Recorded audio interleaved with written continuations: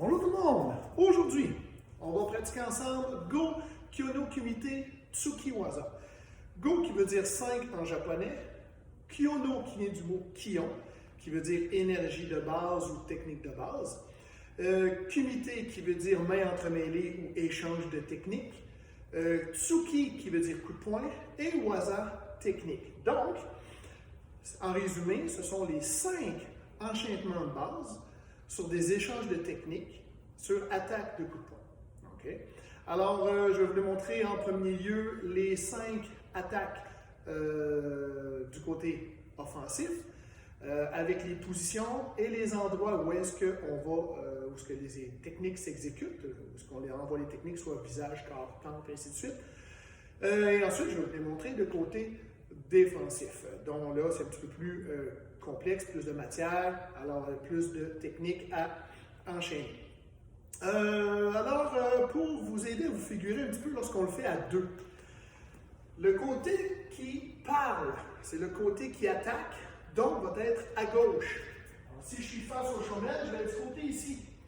Okay? Et je vais parler, je vais annoncer, et je vais avancer la jambe gauche, et puis je vais commencer mes attaques. Donc, je vais être dos au showman. Par contre, l'autre côté, côté défensif, va être à droite. Ensuite, il va reculer la jambe droite. Il va encore lui aussi avoir la jambe gauche en avant, mais il va faire sa présentation face au showman. Okay? Alors, commencez, je vous démontre les attaques de Go Kyono Kumite Tsukiwaza. Alors, la position de la première, c'est en Soto Biraki Jigo Taidachi, pointe les deux jambes. Les poings fermés, bien important, alors parce qu'on attaque. Et puis, la première attaque se fait au niveau Jodan, visage, Oi Tsuki.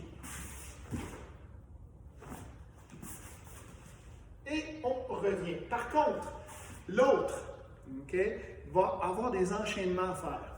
Alors, lorsqu'on revient, on doit revenir en Zenko Tsudachi et on doit s'exposer. Parce que dans cette pratique-là, l'autre doit démontrer sa maîtrise au niveau de sa distance et au niveau de sa précision et de son contrôle de technique.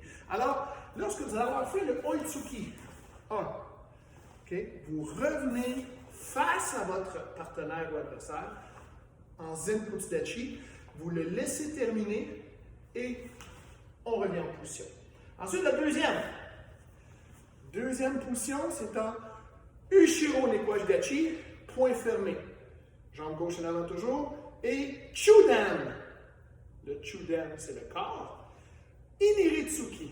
Alors, on amène le point ici au moment où on amorce le déplacement.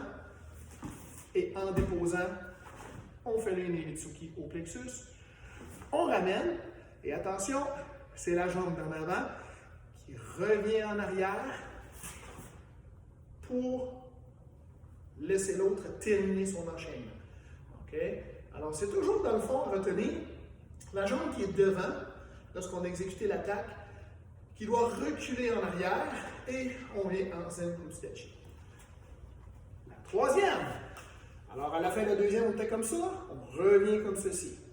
La troisième, en Zenko Tsudachi, garde basse. Et on attaque, toujours le point fermé, Ukuritsuki. Comme ceci. Ensuite, lorsque la personne a fait son début d'enchaînement, on ramène et on recule comme ceci, en Zenko Tsudachi.